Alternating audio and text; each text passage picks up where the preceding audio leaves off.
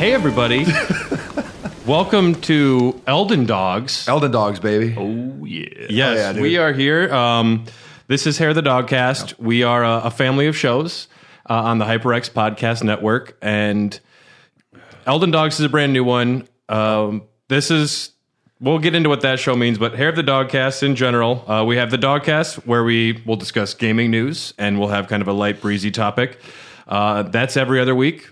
We have Raw Dogs, which is a deep dive podcast. Generally, we'll discuss a game or game series for the length of an episode in depth. And this is a new offshoot, kind of that, called Elden Dogs, where we have to talk about Elden Ring, and we could find no other way. The problem with this game is that it's, spoiler alert, fucking awesome. And if we were to just start talking about this on the normal Dogcast, it would just become the entirety of it every single time. If we didn't have this as like an option, our Elden Ring discussions would just be varied and rambling because there's so much to the game. And this is a way to us going, what? Oh, really? Really? You? What? Wait, that? No that way. Happened? No way. Scarlet Rot? Oh, Scarlet Rot. Oh. But this is a way to have focused discussions.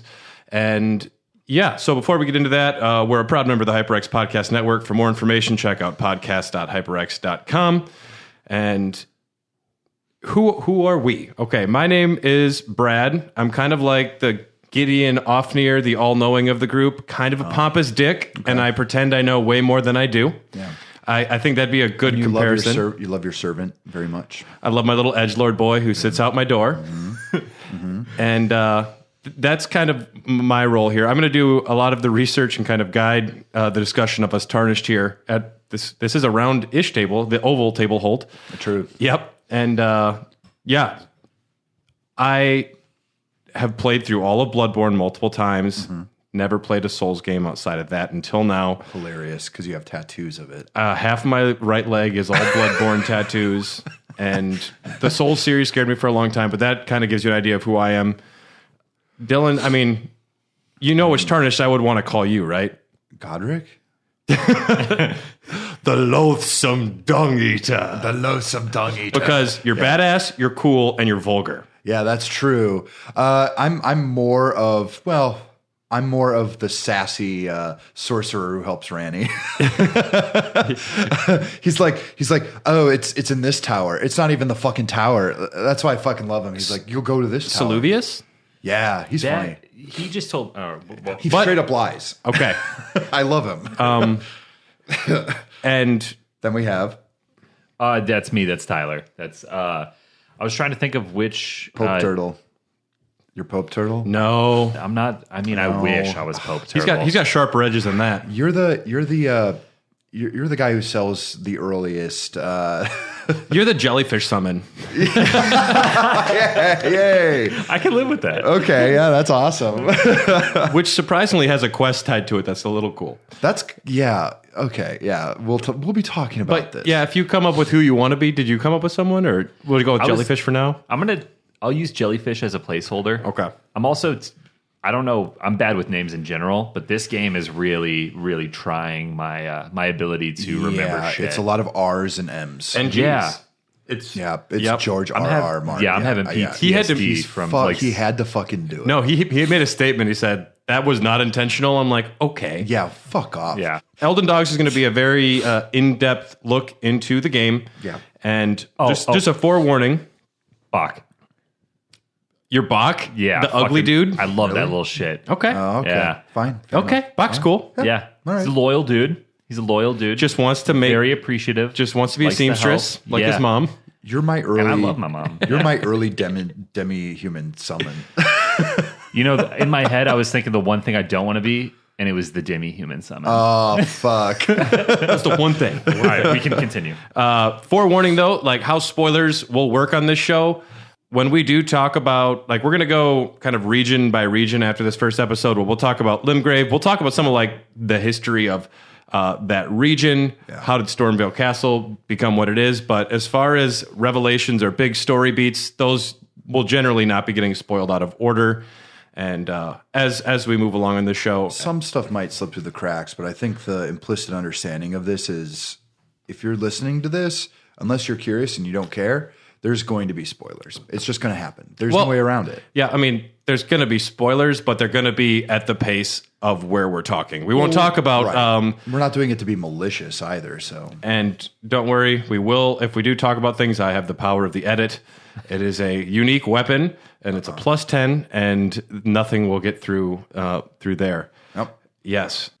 Right. Let's talk about your experience with the Souls series a little bit before we get going on, Dylan. I'm a Grandmaster OG. The first one I played was Demon Souls, but I did not play it when it first came out. Like everyone else, I was intimidated by everyone calling this a perfect game, but it's not for everyone. And then it was 2012, I think. It was the summer of 2012, and I just graduated college, and I was super depressed. And I just I would go to used video game stores, and I'd be like, "Well, fuck, I've got a PS3. Let's go through the entire library of this shit." I pick up Demon Souls. I'm like, "Oh, there's something to this game. What the hell?" I play it. I think it's fine. I love it, and I beat it. And then I play Dark Souls, which is still my favorite game of all time. And I truly fell in love with it. The first one or the remaster? Do you have a preference? You don't prefer the remaster? I don't care. Okay, they're both great. They're fine. They're the same game, but whatever. The differences are so minimal. Mm-hmm. The game is still the same. It's like playing Wind Waker and Wind Waker HD. It's still brilliant. Yeah. And I fell in love with it. Dark Souls, the first one, probably influenced a lot of my thinking, kind of changed my life. It's one of the most perfect video games I think I've ever played in my entire life. If that gives you a little bit of a look into my situation in terms of Elden Ring. Yeah, and you're the reason I got into Bloodborne at all. Yeah. And so, yep, you are the wise old veteran. I am the baby boy. I've been fighting for a while, but then we do have the newborn. Yeah.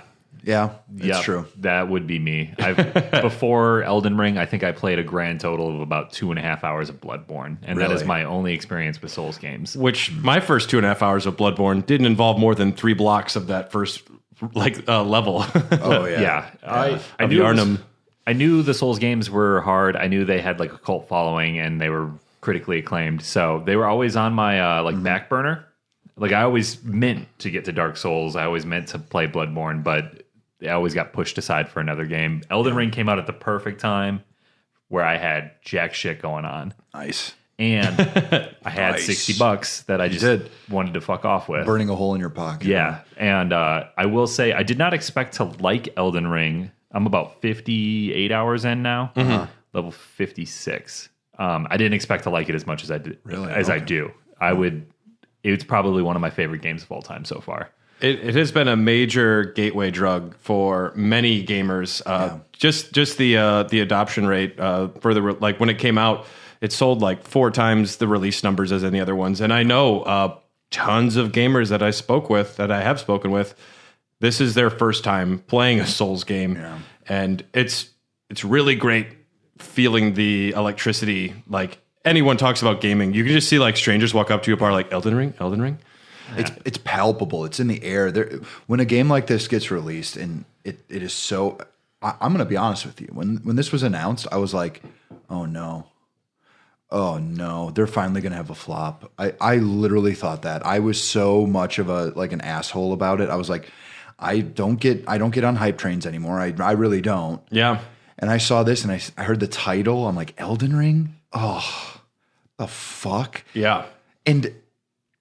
And you and Tom and even not Josh, but you guys were kind of oh, this kind of looks good. And did you see a trailer? I said, I'm not going to watch anything about it. Yep. I know that you have a horse. And that's too much. I know too much already. That worried me. I saw horse gameplay, and I'm like, uh-oh. No. I mean, the Souls series has always been about exploration, but in a more focused...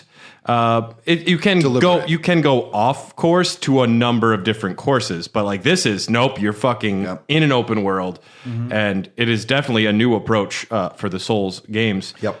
And golly, it's like It's so good. every aspect of this game just seems like finely tuned. I will say this. I do not think it's the best Souls game at all. I have a special place in my heart for certain ones, but if I had to be Mr. Critic, Sekiro is still the best. Interesting. I have that. I got it for the PlayStation Plus or whatever. It's still the best Souls game, I unfortunately. never played it, but I did add it to the library. I love this game a lot. I think we all share the same sentiment though. Like this is my game of the year, like period. Like it's done. It's over with. This could be the game of the decade. It's a little early to say that, but I know, but The bar has been set very, very high. extremely high. this makes Breath of the Wild feel like eating soap. Oh, shit. Breath of the Wild's still a really good game. Whatever. Not anymore. They both have the spirit of exploration, which is great. Some of the more focused elements of Breath of the Wild I don't care for as much, but Elden Ring just flourishes in every step of the way. There's a lot of Breath of the Wild DNA in here. I will say that. There's a little Skyrim DNA in there for me. There's not. I definitely get it. I don't think there's. I too definitely much get a Skyrim. When I DNA vibe. am creeping around a cave, like sneaking up on people and backstabbing them, I feel a little like it's impossible for me not to think of Skyrim because that was one of my first times doing that. Well, I think also Or that Oblivion as well. the fact that they take so much from Norse mythology in this one too is kind of how you could make that Skyrim comparison. Yeah. Yeah. Speaking even of like our God of War shit, Dragons and knights. And it's its fantasy is just cooked into the bones there. Yeah. Just so everyone knows, I played on a PlayStation 5. I have gotten over 100 hours, and I have 5 different characters now. I'm working on 4 different builds because I played... Golly. The first time I played through, I played as a strength-based... generally, I would turn into a spell blade, but mostly I was just, smacking things with my sword or my twin blade. Yeah. Just so everyone gets a feel for how I might have played the game. I'm currently exploring magic, and I'm really enjoying it. I'm mostly magic based. I do have the Moonveil sword for just enough. I leveled up just enough dexterity and strength to carry it, but it scales with intelligence. So I'm a sorcerer, spellsman guy, essentially. I wear really fancy clothes, and I have an imp helmet. I like the imp helmet. I got the cat That's the one. cat one. Yeah, I got that one too. Yeah. And it's fucking dope to wear. I fucking look cool. Increases and then I've got intelligence, I want to say. it doesn't. No. And then I'm wearing the Nox swordstress garb. With the beautiful flowing like I don't think light. I've seen that. Oh, my character looks so fucking good. Like, I only care about my character looking good because I'm playing an RPG, man. I want to play how I want to play it. So I would wear this in real life. Yeah, part of me used to think, I need to focus on what's the best stats, but then I'll see something that looks really great. Mm-hmm. And I've decided, as often as I can, I like to not wear a helmet because I want to see my face. Oh, yeah. Which is a concession of bad fantasy movies and television. It's like, you got to see Keanu's face. Why else would you have Keanu? Why would you take the mask off Batman? Yeah. My character looked like a fucking hobo yesterday. Yeah, I was wearing. What did you wear? I had Cadian armor and Cadian armor. I had Carian? Katie? No, the fucking Kaiden. Yeah, Kaiden armor. Oh, I've got the Kaiden gauntlets. I had the armor and the helmet, so that matched. But then I was wearing Exile gauntlets and greaves, and then that armor that you told me about. That's the Carian. I went and got that. Yeah. And now that's what I'm wearing. And I look like a G. Yeah. I look real good. Yep. It actually, I was worried because you said it was like early game armor. So I was worried that like the stat, I wasn't going to get It's nice easy stats to from get it. early game. It doesn't mean it's early game though. No. I think the greatest thing about this game, right off the bat, is that the things you upgrade are your weapons. You don't have to upgrade your clothes. In previous Souls games, you're upgrading everything that you have. And it's just you hunting and mining for essentially like whatever the fuck you need. How many times did I spend time in one hallway for a drop rate of something for essentially like stones to build up my equipment? Like this one, it's like, hey, these clothes are going to be exactly what they are. Go with it. I'm like, I can just I don't have to focus on that shit.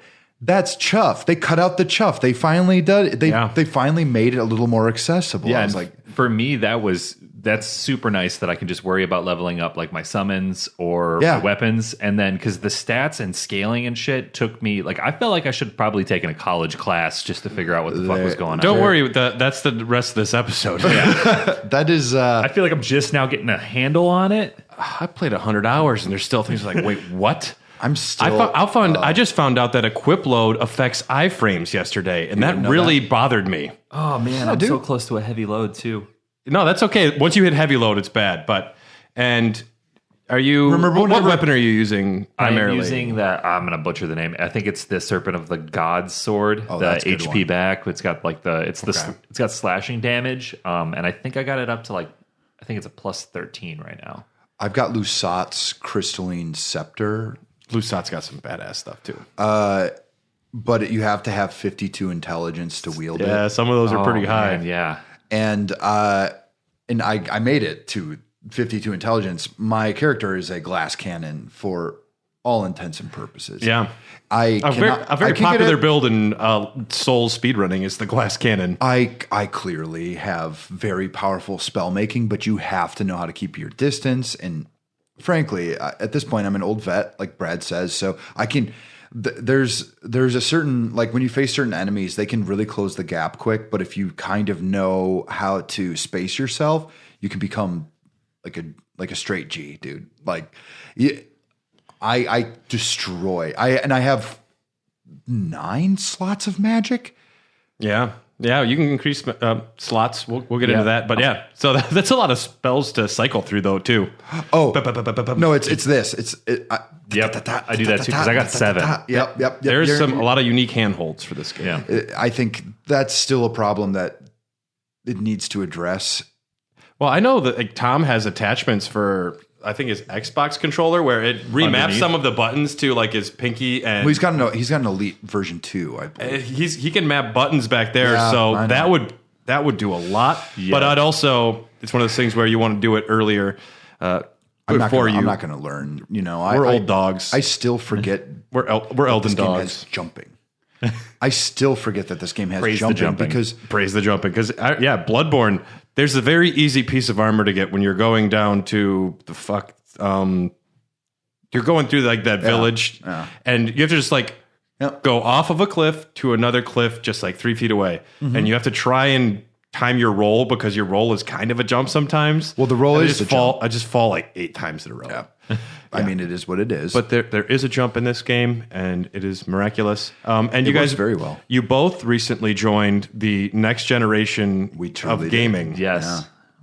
Yes, I we did. had the esteemed pleasure of playing this on an original Xbox One. On an Which I original call- PlayStation 4. Well, I call your you Xbox go. One a chunky boy because that is like Well, it's not mine anymore. I sold it. now it's Matt's. Now it's Matt's. Yeah, and he won't be playing Elden Ring on it. No, he won't. He'll be playing some Game Pass bullshit that probably I'll never touch, but it's fine. But good for him. I know, thank God. It's got to get use. Yeah, what was your thoughts going from the original Xbox One to a Series X? Oh well, at first the jump was a little bit difficult because when you do the transfer, the backup and transfer, you have them both connected to the Wi-Fi, right? Yeah. It's kind of a weird situation. It didn't work. Mine didn't either on the PlayStation. It didn't fucking work. It didn't work at all. In fact, what happened was it started to download it and then it would just quit out and stop. It just wouldn't download anything from my Xbox One to my Xbox Series X. Mm-hmm. And I was just getting frustrated. I'm like, I just want to play these fucking video games. And I thought this was going to be an easy fucking transfer. It's Game Pass shit. My Xbox is still technically a Game Pass machine. And I'm just like, well, why can't it just one to the other? And it took me probably over a day to get everything back up and running on it. I remember coming over and seeing your Elden Ring on Xbox One. Yeah. And I didn't want to be rude in someone's house, but this looks bad. I don't know how you can play this. Are you joking? I thought it was like a reality show. I'll tell and you. you're like, no, doesn't it look good? It did look good. It still does look good. For an Xbox One, it looked great, but the frame rate and the loading and stuff, and then the loading. you texted me the next day. You said, I feel like I'm cheating. It's so good now. I have become so much better at the game. When you said that, I had it in the back of my mind. Yeah. So when I started playing on the PlayStation 5, you're definitely 100% right. Like it was. I felt like I was in a completely different video game. Someone said it on one of the last episodes we did, where I felt like Gohan when he takes off the weighted. Oh yeah, the Goku. weighted Yeah. like these weigh 10,000 pounds. Like I am definitely much better at the game than I thought. I'm fucking god tier now. Here's the biggest problem is that when you're facing down enemies and the enemies have very specific attack patterns, as all Souls games characters do, when you get that extra little bit of like telegraphing where the frames of the animation, you can kind of pay more attention to them because it's running at 60 frames per second. Like that makes you better at the game, period. Yeah, I was definitely working with a hindrance with my old one, because if I like the bats, the wolves, or like anybody that was super fucking big, like Or Godric, a lot of, yeah. they would like start clipping out. Like you would clipping. see like they're only moving, they're barely moving their wings or whatever. Especially draw distance too. Oh, yeah. Yeah. But it's so pretty. yeah. God, it's such a good game. I think I spent like a solid 15 minutes yesterday just like riding around looking at shit. I didn't even fight anything. I'm just like, look at that view. It's just and it's really great after you get to the very end game, because like from the beginning I can look up and see, I know that place, like off in the way distance. You can really pick apart the map, which is saying something to just designs and silhouettes. If you can, Nothing's a set piece. if you can identify with some, there is some reused assets for small things, but as far as especially like mines. shacks, mines, some of like the extra little dungeons, but The mines pissed me off because I remember going down into a mine and I'm like, oh my God, it's just shaded blue now. well, and it's I've done this dropping section before. Yeah. But Which is fine. The reuse of these types of assets are okay. I don't think they're egregious. Final Fantasy fucking does it all the time. And they'll reuse assets, but then all of a sudden there will be a twist on it, and they do keep them fresh. Generally, every cave or dungeon you go into, there is some sort of a nuanced thing, different enemies, hidden things. Yeah. There is at least sort of not like a gimmick, but an idea behind a lot of it. And also, as we talk through the show, things are going to be discovered because the storytelling, the depth, the lore, and everything in this game is constantly being discovered or unveiled and relearned. So if we get something wrong, we will try not to, but it's also exciting. And if you guys know something we don't, let us know. We'd love to hear it and talk about it. But I'll let Brad know. I did 8 pages of lore outlines today for something we won't talk about forever, but I need to know what the fuck happened. Oh, I've been watching YouTube. And there's just a depth of YouTube videos too. But I'm literally sitting on my porch smoking a pipe. I'm just like, what the fuck? I'm like, what the fuck? Elden Ring was directed by Hidetaka Miyazaki, the legendary Soulsmith himself. Truly. Director of Demon Souls, Dark Souls 1 through 3, Bloodborne, Sekiro. He did not direct 2. He did not direct 2. Nope. Did he oversee it? He oversaw it, but he did not direct it. Okay. Dark Souls 2 was being made as they were making Dark Souls 3. Interesting. And I know Elden Ring was being worked on concurrently with Sekiro as well. No, he was directing Bloodborne as Dark Souls 2 was being directed and made. He just kind of oversaw, like, here's the guts. Go with it. Like, does this work? Does this not? He's basically a Miyamoto figure. Yeah. And you said his last name was Miyazaki? Yep. Okay, because that tracks. Because when I was in high school, I was like, fucking, he made Spirited Away, and now he's making these, like, dark-ass games? Like, what's going on? Just another Miyazaki. Yeah. Yes, not Hayao. It's a fairly common last name. But yeah, Miyazaki.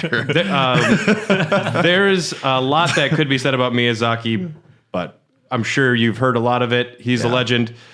This was co-written by George R.R. Martin, who is my favorite fictional author. That's what.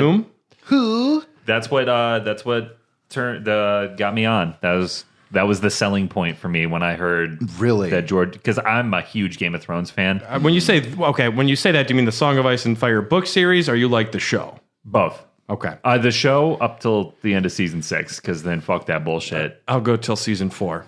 But those first 3 seasons, okay. No, 5 and 6 were good. they had good moments. There was also some egregious things, but like teleportation. like Bronn and Jaime having a buddy cop film in Dorne when Jaime's supposed to be having a personal character journey through the Riverlands, echoing his earlier journey. Fuck that shit.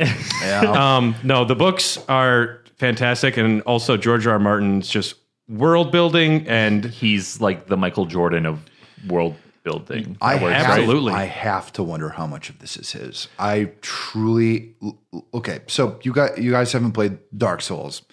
There's so much of this that is so caked and battered, like fried to shit with Dark Souls, which makes me wonder. Yeah. And this is a question I would ask George R. R. Martin tomorrow if I got to have one question with him. She had big boobs. Her breasts sat real nice upon her chest. Her naked breasts were by the plate of cheesecake. 10 pages later, the cheesecake was gone. They were nice to kiss. The thing I would ask him literally tomorrow, I would be like, did you play Dark Souls? Well, yeah, obviously. That's why the win's a winner. But no, hold on. He's really fucking busy. He's like, he wrote, yes. But I would ask him that question because I'd be like, I can't get out of Anne Orlando. I'm stuck here. You know the name Anne Orlando, and you're upsetting me, Brad. It's impossible not to know those things. I know, but you're... I also, in my other show, I have to watch speedruns of the Souls series, so I've learned things. Oh, man, so everything's been spoiled for you. I know who Smo is.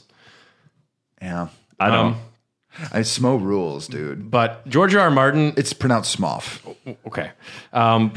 George R. R. Martin, though, his personal strengths are absolutely world building. It takes him forever to write the Game of Thrones, Clash of Kings, but he can crap out an entire world lore for like the Targaryens, or He just knows myth. He knows myth, and he knows how to essentially write really evocative fake history books. And he knows religion. He knows how to like pepper in mysteries without answers that are evocative. And he also knows how to fuck. Can't confirm, but he knows how to write about fucking. I can confirm that. He does have a son, so there is at least I didn't know one. that. He does have a son, right? Or is it a brother? It's a brother. He has a turtle. He has a brother, so he obviously knows how to fuck. He's got somebody in his life who loves him, all right? Yeah, it's true. No, he's getting laid back and forth. So, let's be clear. Miyazaki and Martin's collaboration. The idea was Martin would write the overarching backstory of the game's universe. Miyazaki used his contributions. Then they were essentially, this is like the main characters, the families, the ancient history. Yeah. He sent it all to him, and then Miyazaki used those contributions as the foundation of the game's narrative. I'm so comparing about all this. Well, this is what they both have said. Comparing the process of that of using a dungeon, this is Miyazaki using a dungeon master's handbook to a tabletop RPG. Okay. This is a outline of what you can do. And Miyazaki also said he would like to see George R. R. Martin's response to seeing things, because I'm sure he wrote complicated families and half siblings. And then all of a sudden he sees Godric the Grafted and he's got 10 arms. And he's like, oh, I just thought he would be like an obscure grandson or something, but okay. And he definitely brought a soulsification to a lot of this, but I think the concepts of like the Erd Tree, the dragons, all of that, that comes from George R. R. Martin. And then Miyazaki came in and soulsed it up. I think you're right. And there's like, I think actually this has a depth that the other ones don't achieve in terms of storytelling. And I don't know if it's totally like George R. R. Martin, or maybe the fact that this world is so open and large that there's not really like I don't think there's a lot to kind of hold on to. There's a lot more, what the fuck, like stumbling upon things. Whereas in the other games, you could be like, oh, I'm in the Undead Burg. I know what the Undead Burg is because everyone became hollowed and they eventually all lost their mind because of this illness, because the fire is dying. That's a very simple one. But then you go into this and you're just like, oh, there's a chick just talking to me at these sites of grace. Who are you? What is up, man? Miyazaki hoped, this was funny when I read this, hoped Martin's contributions would produce a more accessible narrative than the studio's previous games. No, this is way more confusing. I put LOL. I was like, there is more story in the game, but I don't think it's more accessible. No, I have no idea what the fuck is going on. It's strange though, because after going through and like doing a lot of research and learning this stuff, I get it now. But while playing it, what the fuck is a Godskin Apostle? I don't know who these Albinarics are. The Nox? But are the Albinarics that guy that we were talking about that the other day? I got the medallion from. There are two kinds of Albinarics that will be discussed in 3 or 4 episodes from now. Yeah. Yes. True. Am I right though? Yeah, he is a kind of Albinaric. Okay, cool. Yes, and oh boy, this was developed by From Software. Work began on this game in early 2017, following a piece of DLC for Dark Souls 3, and this was developed alongside Sekiro. It was released February 25th, 2022. 12 million copies within the first 3 weeks of release. It is a third-person action RPG with a dark fantasy setting featuring a vast open world to break it down into the corest of components. And there is a depth to this game that is hard to put into words. I tried to sum it up to somebody the other day, and I think I agree with the sentiment. I don't know how you guys feel, but so when I played Red Dead Redemption 2 for the first time, there was a level of realism in the world where events and NPCs and stuff just seemed more human than normal, and I felt like that was a benchmark for games moving forward, that like this is now the bar has been set for what an NPC or the AI can do in a game to make a game and a world feel real and lived in. And coming to this game now, the sense of exploration and open worldness that we have, and just allowing the play, I feel like we've hit that benchmark again. I think you're right. I feel like moving forward, games are going to try and copy this. They're going to learn from it. They're going to try and do it again. They're going to try and come out and say it's garbage, and everyone's going to attack them on Twitter. I think it was like Assassin's Creed people or something like this. The quest thing is broken. Everyone's like, you guys fuck off. Like, well, it's so funny. The even talking about this game has been so interesting because I am so on board that Souls train that now there are so many people jumping on board, and I welcome them. I welcome everyone. I think great art deserves to be seen and played if we're talking about video games. And I was talking to someone and I almost got incensed. I almost became a little bit of a jerk. Whoa. Me? Dylan the Dung Eater? Dylan the Dung Eater. I'm going to draw that tonight. It's just going to be me eating poop. Like a log out of a toilet. Of all the ways you could have taken it. That's how I interpret it. Literal. Yeah.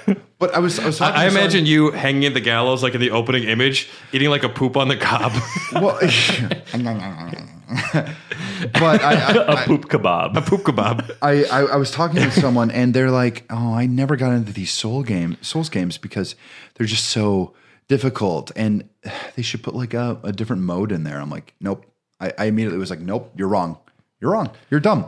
You're stupid." No, you're right. You're absolutely right. It completely belies the purpose of its existence. Yeah. And it's so funny that like, especially with like video games, we treat them like fucking Marvel movies. Like they have to be appealing to everyone. I'm like, why does this? Was this made for you? Yeah. Oh, the lighthouse. Oh well, I think art should be accessible for everyone. No, that's not the fucking point of art. And I heard Miyazaki say, like, if we lowered the difficulty, it would completely ruin what we made. Yeah. The balance is what makes the game. Yes. Yeah. I was so frustrated by dying. Like, there's definitely marks that you hit with my first Souls game. So, like, I got super pissed off because I kept dying. And then when you realize, like, dying's part of the fucking process. Like, you got to learn this shit. Yeah. And you got to go get those runes back before you die again, inevitably. Well, and I've only played Bloodborne in earnest outside of this. Yeah. And I can say, dying in there, I had a long loading screen, And then I had to have a long run to whatever boss I was fighting. Right. They don't have a fucking Stake of America in that game. You are probably halfway back, and you have to take 2 elevators, run past 30 enemies to get beaten in 5 seconds of the boss, and then do it again. And so this game, I was like, oh my God, this is great. It's a blessing because there is so much to this game that if there's no need to artificially extend length through that or difficulty. This game is definitely meant to be, kind of gloss over some of the issues that non-veterans had. It's supposed to make it a little more approachable to some people. It is.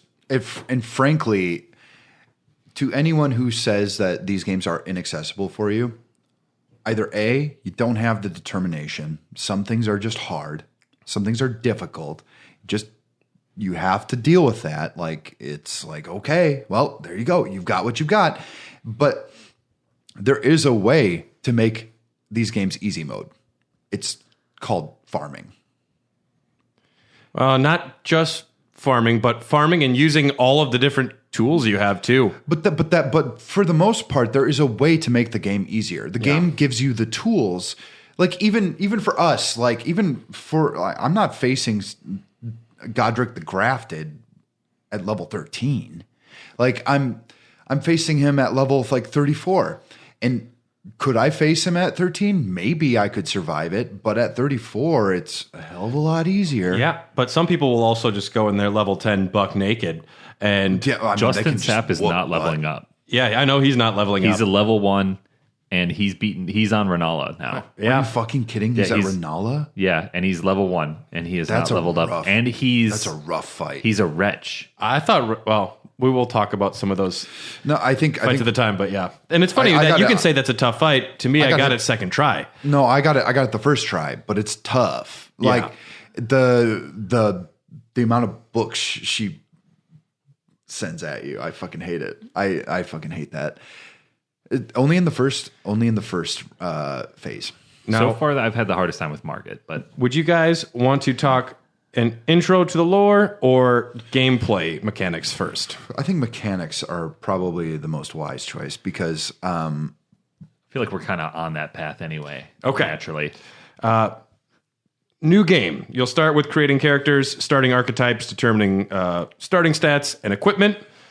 This game has 10 options for starting classes. Fucking wild. I think it's important to note that you can choose any of these and it doesn't matter. It doesn't matter. And not only, it'll affect some early game stats that can easily be just leveled different ways. And also you have opportunities to respec later on completely. I think the only one that really matters is the Wretch. Because you start at level 1, and I think you're right because. But even the Wretch has 10 stats of everything, which aren't bad stats. It's an even stat, and a lot of other classes will have something low as 6. Yeah, I think the Prisoner starts with 6 arcane or something like that. Yeah. Yep. And so they're all different. Essentially, though, it's going to be you have Vagabond, which is vigor and strength, dexterity, sword, halberd, and shield. So the knight class. The knight class, you have the warrior, which is going to be dexterity with a lot of medium physical stats. That's a fun one. Yep, you start with two scimitar and a shield. The hero will be strength and vigor. That's more of the knight class. That's a battle axe and a shield. No, the knight is definitely the vagabond. So the hero is more of a tank. That's the barbarian. The hero is a barbarian. Guy, right? The barbarian. Yeah. If we're talking classic tropes. Yeah. The bandit is arcane and dexterity, knife and bow. The thief, yeah. Yep. Astrologer will be your sorcery class. That was me. That's what I chose. Yep. Intelligence in mind. You also have a short sword because every magic class should have a physical weapon at some point. At least in this, you don't technically need it right away. At least in the beginning part of the game, though, you probably will want to have something to lean on. Especially if you're going to be the prophet, which is incantations and spears.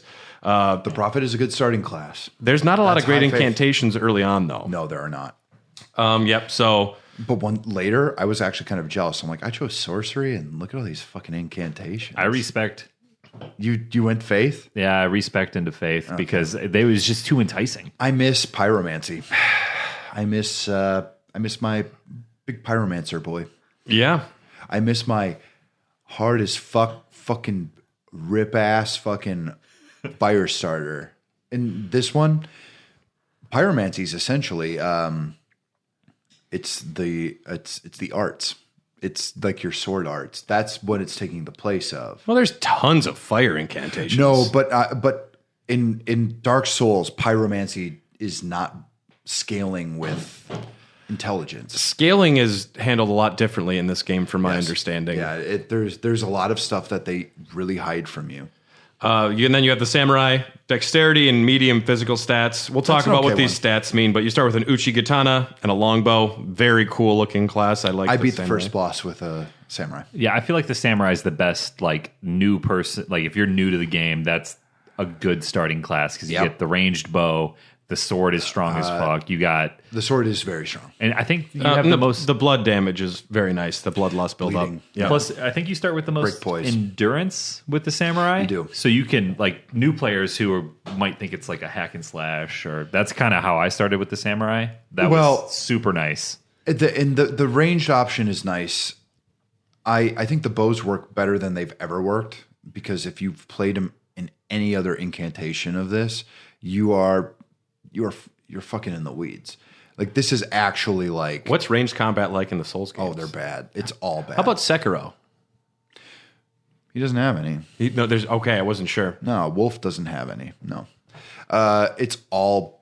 That's why Sekiro is so pure, though. It's all about counters and dodges. Yeah. It's kind of a more unified game experience for what It's actually... That's the reason it's a better game. The reason it's a better game...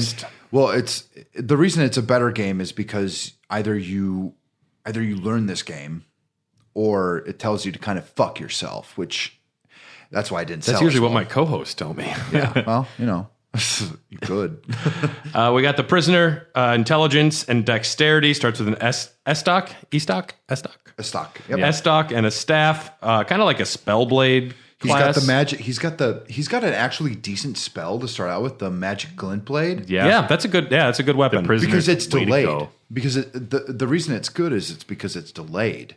Because the AI doesn't afford that. Because if you were to just let off a spell, they can dodge and roll. Yeah, especially human style characters that you face. Yeah, but with this one, the fact that it's delayed, you can distract them so they're going to get hit by multiple like shots as you're fighting them. Yeah, you can drop. I was dropping like 2 of them, and then rolling up and hitting them, and then all of a sudden, boom, boom, and they're dead.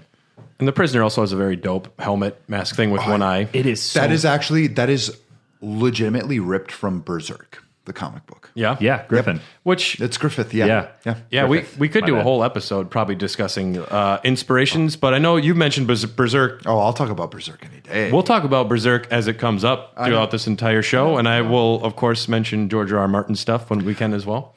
But like Miyazaki is huge on Kentaro Miura. And you can tell it based on everything that this game has and what's going for it. Like, there's always going to be some inspiration ripped from them. R.I.P. buddy. He's dead. It's been a year. It's been awful for me personally. Yeah, it sucked. I was just about to buy the manga and really delve in. Well, I'm still going to, but like, I got really excited about something. They're like, yeah, he died. I'm like, what the fuck, man? He fucking croaked. I fucking hate I was going to get into Mozart, but I hear he's dead. So why even listen to him? Yeah, that was kind of... Well, I was going to get into foot God. in my mouth.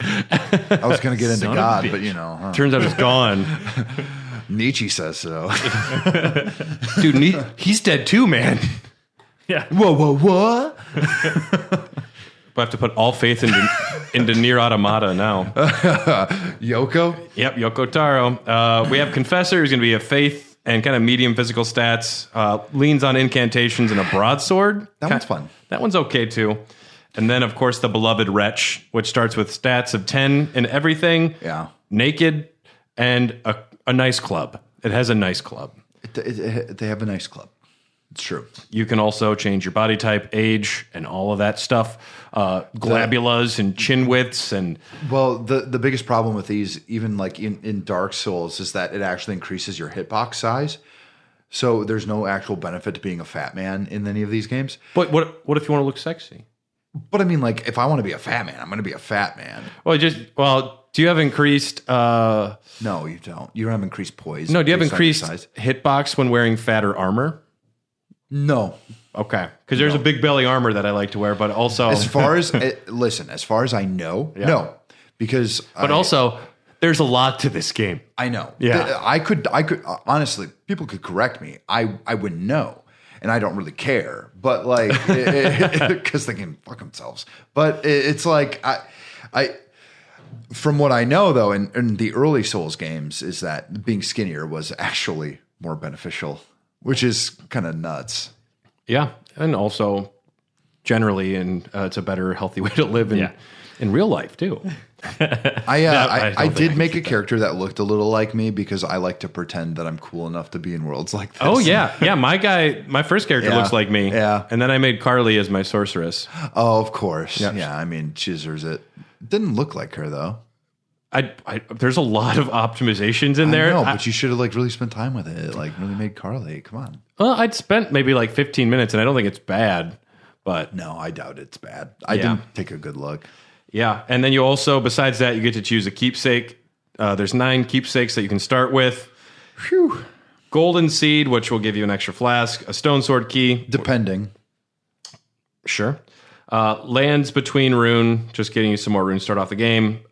Crimson Amber Medallion, increase HP. A bunch of other things, which are generally like one-use items or something that the usefulness won't go as far. I won't mention them all, but I went Golden Seed. I went Golden Seed. Yep. I think actually that's the most beneficial one to start out with. Absolutely. The Swordstone key, that one's okay.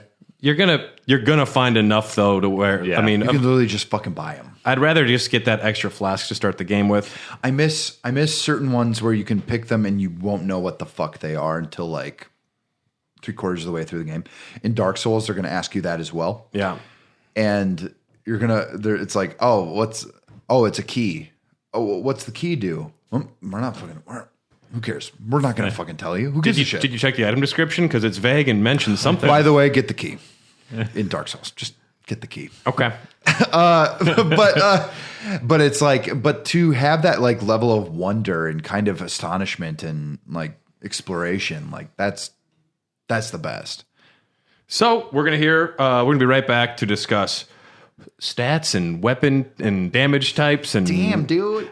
So many things, but we're gonna hear from some of the other amazing shows from the HyperX Podcast Network, and we will be right back. Oh yeah, dude. Previously on Chat of the Wild. But what we have to do is there are these seeds in these little holes that we have to put specific water on to make them grow up. And we get the Mario sound effect for the vines going up. Yes. Like it's what exactly is the sound effect for Mario that they use? Can you guys just do that simultaneously again? Chat of the Wild. Breaking down Zelda and Zelda-like games, one dungeon at a time. Wednesdays on the HyperX Podcast Network.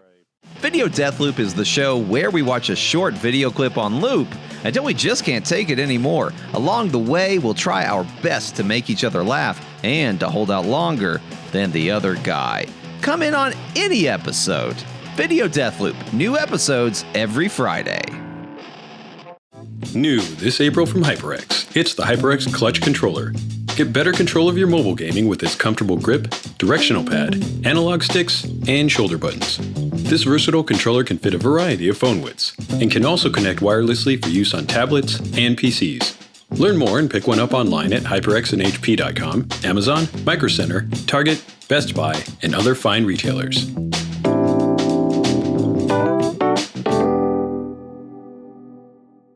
Yeah. And we're back, and I want everyone to know there's a lot to the gameplay systems and mechanics. Yeah. We're going to go in depth on these for this episode for sure. And I was surprised in doing this research how much I didn't know and how much it's good to have these things elaborated on. I hate to have it spoiled though. What about the mystery? Oh, well, this isn't mystery. This is just helpful things on like helpful stats from Brad. There's some things I know. I kind of got the gist. What's the most surprising thing you've learned, Bradley? Well, there's a lot. It's little things. It's quality of life improvements. But we're just going to start right at the top under stats, under status. Mm-hmm. First thing you're going to see is your leveling up in this game. What you're going to be doing is defeating enemies is your primary way of collecting runes. Okay. and you take these runes that you get, smaller enemies, smaller runes. Goats have 7 runes. Do you kill the goats? It's target practice, I guess. I don't know. I don't kill. I Need them bones. I don't Or the killing pretty birds that look out on off the cliffside. Yes, there's penguins as well. I don't kill penguins, and I refuse to kill turtles because they are the mascot for our show. And also, the turtles are just fine. The turtle neck meat, though, is good. I won't pass it up if I see it. I mean, it helps boost your stamina recovery. Leveling up, though, the higher levels you get, you're also going to be required to get more runes. If you die when you're out in the world, your runes will drop where you left them, and you will come back at your nearest site of I grace. still call them souls. Yeah. I'm so awful. And I noticed that I feel like the game kind of helps you when you die by placing the runes in a convenient place. Well, because I've died in some pretty precarious spots where I'm they like, don't put it exactly in the spot where you died. I feel like it's always They used better to. than They where used I to. died. Yep. Because I've died in some really shitty spots, and I'm like, well, there's 1,400 So- out the or 14,000 out the window, and then come back to find out that it's like it's a good sizable distance It's away 20 from where I feet died. away from the dragon. Well, I feel yeah. like now if you fall off a cliff, it's going to make it so that it's right above the cliff, not Yeah. at the bottom of it. That'd be funny Yeah. if they left him down there. Just a, Play Dark Souls. You'll figure it out. No. And something else that I was aware of, but kind of didn't even think about that much. There are also soft caps when you're leveling up, where when you reach a certain level in a stat, increasing the attributes starts to have diminishing returns. Yes. Yep. So, like, say, for example, with Vigor, the first soft cap will be level 40. Up until then, the HP increases from 26 to 13 every time you do it. It increases from 26, then at level 40, it goes to 13. So you're only getting half as much, and it gets smaller and smaller. And each stat will have a different soft cap. You can find these tables online. I won't go through all of them, but just know that at some point you're going to be getting less leveling up certain stats past certain numbers. isn't Well, it they normally don't want it to be like cheap. 25, 40, 50, or something like that? They're different for all the stats, Oh, actually. shit. So normally, from what I've observed on the stat increases that I've gotten, at 20 you experience the biggest growth, and then at around 50 it dips out.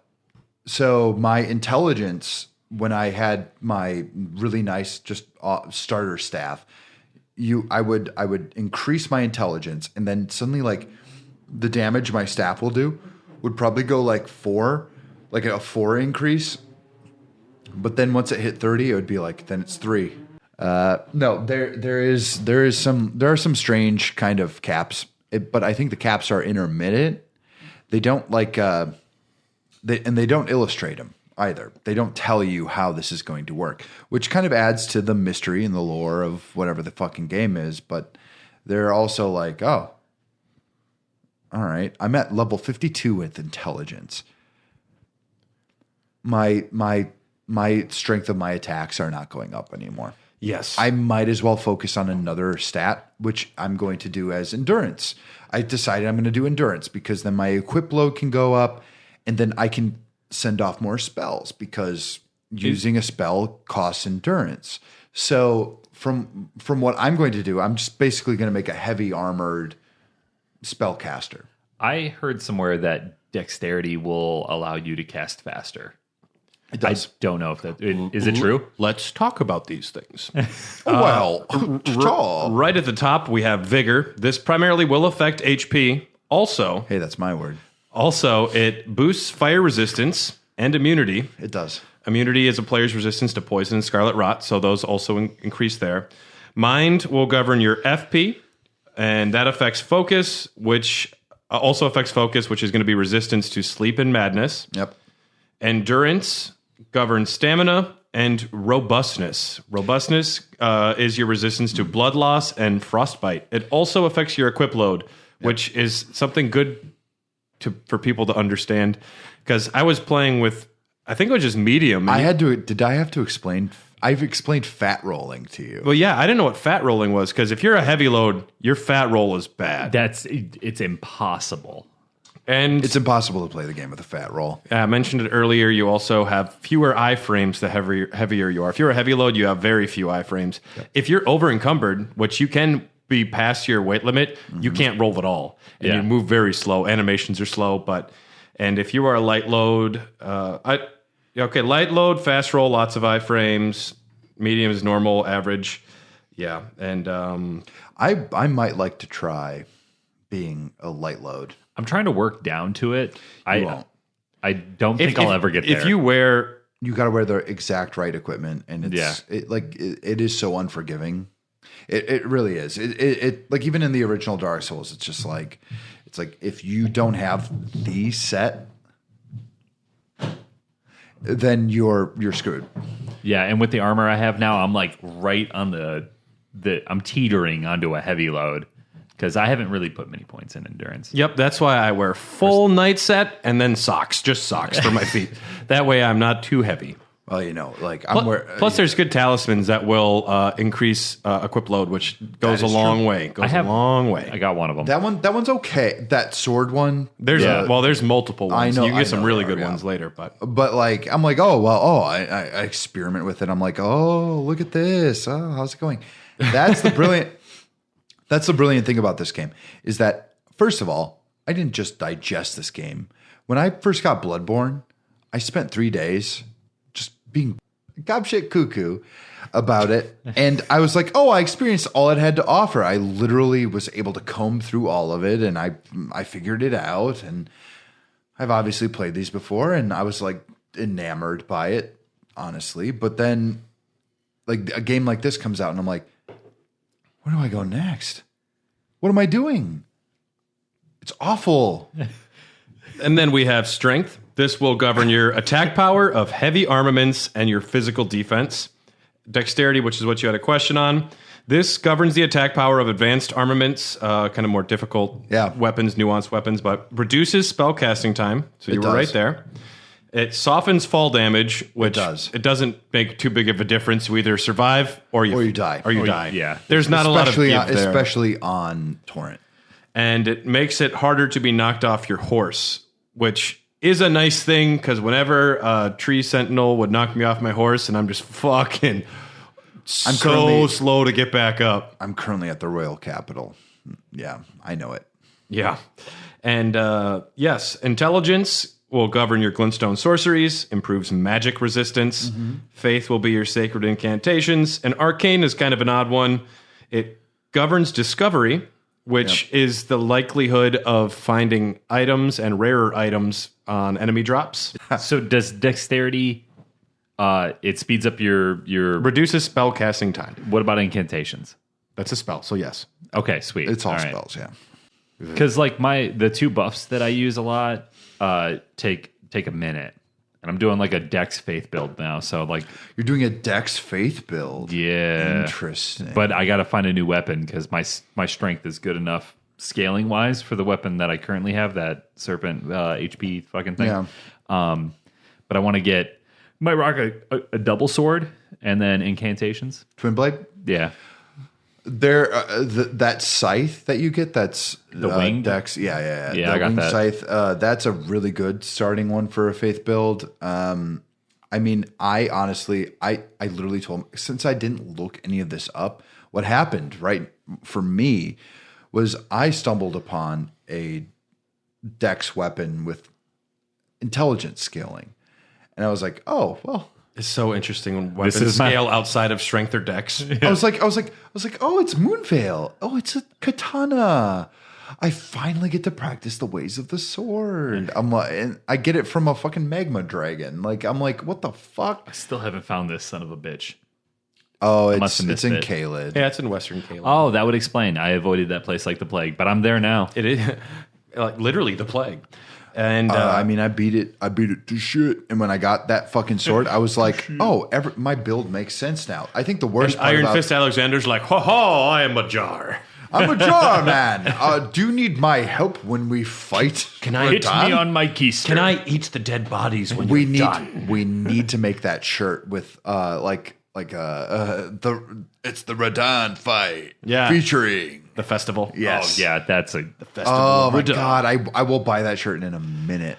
And Arcane governs discovery, holy defense, vitality, and certain magics as well. Holy defense, really? Yeah. Oh, I didn't know that. My arcane is... And it's extremely rare. Some weapons scale with arcane. Some. Yep. Not many, but... All 4 of them. Yep. I don't know. But I haven't experimented with them. There's Apparently, they're quite good. I have a list below. I forget the number. There's a lot of weapons, and if you can experiment with all of them, and they're all arcane is essentially luck. Let's put it that way. But you also need it for those sweet dragon spells. Dragon incantations require it. Yeah, because I need at the church. Yeah, I killed one dragon. I don't have. You didn't get a heart? No, I got the heart. Guys, I'll tell you what. If church had dragons, I would go to church every Sunday. I'm just saying. Like, I'd be more likely to go if Placidusax was there. Balls in your court, Jesus. Yeah. Jesus, if you get Placidusax, maybe Grand Sax or something in there, I'd be down. But you know who removed the boulder from his tomb? A dragon. You know who pushed a pumpkin head. You know who pushed it right back? Kratos. We went over that in the last one. Oh, and then there was a jar guy. Equip load, we mentioned the total weight of your equipped armaments and armor. Movement slows as it increases. And then you have Poise. Poise was something I didn't really understand for most of my first playthrough. Poise. Yes, queen. Yes. Let's hear it for the Poise. Yes, queen. I love Poise. I think Poise is so interesting, and that's a huge Dark Souls thing. Poise is. I've heard this is a kind of more akin to Dark Souls 1 Poise. It exactly is. Yeah. I missed it. I really did. There's something really there's something excellent about it. It's literally how much beating you can take before you're kind of shattered and that your character can get absolutely destroyed. So like not a shield break. That's 100% what it is. Yep, that's like what I have. Nailed it on the head. Nailed it on the head. I mean, I played the game, game. Enemies have varying amounts of poise as well. Mm-hmm. So let's say you're fighting a boss, certain bosses. If you jump forward and do a strong attack, that affects their poise more than like a regular attack. And if you just do heavy attacks, there's a point where their poise will break and they will collapse. Yeah. And that's great if you can get a boss to do that specifically. So you can get behind them. And do a critical attack. Yep. But enemies have poise too, which is fun to note. But yeah. Well, yeah, I've many a times with the Moonveil sword, especially, I've made bosses bleed, which is kind of rare to make a boss to get the point to get the bosses to a threshold that they will bleed or be staggered. So you're like is actually a lot harder. So you're Snyder's Batman, basically. Yeah. Do you bleed? And then whenever anyone says anything about Martha's, I'm like, "Whoa, it's my mom, Martha the Fell Omen." I can't wait to get into the lore. I really have to research it though. That's my biggest problem. I learned all of the history today. I spent like 4 hours just furiously typing. Like Jim Carrey and Bruce Almighty. Like Kyle's dad in South Park with fucking Bachman Turner Overdrive playing or something. And he's like trolling people online. That's what it was like. And Carly was just drinking coffee and worried about me. She deserves it. I mentioned discovery. And then there's also memory slots under there. The number of spells you can use at any time. That's a new change. It used to be, and especially in Dark Souls, like when you increase like your mind or whatever, it usually increases your spell slots at a certain point. There are like thresholds for it. Now there are physical objects you have to get within the world to increase those, which I found really interesting. I wonder why they made that choice. Is it deliberately to gate off having a certain amount of spells early, or is it? Maybe it could be overwhelming if you have access to too many right away, and it becomes kind of too intense for new players. Maybe. It's great that you can juggle, and you'll eventually have enough spell slots. Like I will have a Cure Scarlet Rot spell available, so it's on there if I need it. Also, I don't think a lot of people realize this, but when you're tapping through, if you have 10 items all on the thing, if you hold down, it goes to the first item no matter what. I just learned this. No fucking way. Like 2 days ago, and it has saved my ass since then. Always have your crimson flask. Tier. That's And if that's on your first one, just hold the down button and it goes to the first one, which would have been nice to know in my first 90 hours of playing, but we know now. Just found there's out. a boss I can probably beat tonight with that tip. So I think we're fine. And let's do something really pedantic. Let's talk about controls. I did this based on the PlayStation controller. The left analog stick makes you go forward. It's true. It also crouches and stands up when you click it in. X is jump. Circle is dash, and it's also dodge roll. It is. Dodge roll has iframes. If you're new to the Souls games, this is an important concept to understand. Mm-hmm. No, I mean, you laugh, but no, I know, but I'm people are playing this. They don't know about it. I know they don't know. It's fine. Keep going. So an enemy is about to attack you. Right before it hits, dodge away, dodge towards him, dodge a certain direction. It doesn't matter how big the attack is. You can dodge it if you do it at the right time. I always dodge into the weapon. Well, it's mostly about positioning. Sometimes you want to get closer. Sometimes you want to get more further away. Sometimes you want to get behind an enemy and you want to get right between their legs. I go for the rump. A lot of them, yeah. I go for the rump, or I dodge into the attack, and that's where I've had the best success. I think your instinct is correct. Essentially, wasn't an instinct. Somebody told me, so I can't take credit for it. They were like, "You should get out of here." Sorry, I mean, and a concept that is kind of hard to understand at first is, let's say you're in the middle of an attack animation and you hit another attack. You've already queued up what's happening next. So when that attack is done, you will do your next input. And so if you're spamming a button and you want to do something different, you're getting punished because you can't change. So you can't spam. You should not spam anything in this game. Everything is about deliberation. You've got to actually understand what you're doing. Be safe. Be safe out there, man. Dude. Put a helmet on the soldier. Yeah. Put a helmet on that soldier. I think my next character will probably be entirely strength-based because I don't know why I went with magic this round. I really don't. I love magic. Magic is so good. My experience with magic so far is, wow, this is easy. Yeah, that's why I fell into it, though, because it was very easy. They nerfed it. Because when I got the game, I was able to chunk enemies so fast. Yeah. Like, I started with the samurai, and I went after Margit, and I was like, this sucks. Margit is so easy early. Without the patches, Margit was the easiest thing I've ever done. Well, with magic, you were triggering 95% of players. I know I am. I'm like, oh, I just used I've my heard great from so Glintstone many shard. heard from so many people that Margit was one of the most difficult first bosses in a Souls game they've encountered. And that's from people that I have very high respect for. I agree that they're hard, and I can tell why they're hard. The problem is that I've played enough of these games to be like, I know how they're going to jump at me, and I know what they're going to do, and that ends up being a lot of this ends up being predictable. Let's put it that way. This game is so good and beautiful, and I'm enamored by it every single time I fucking start it up. But I'll tell you one thing: there's so much Dark Souls DNA in this that I am almost not surprised. And it doesn't hurt my feelings because it's more of what I love. But I'm also like, I know what he's going to do now. Oh, it's a second.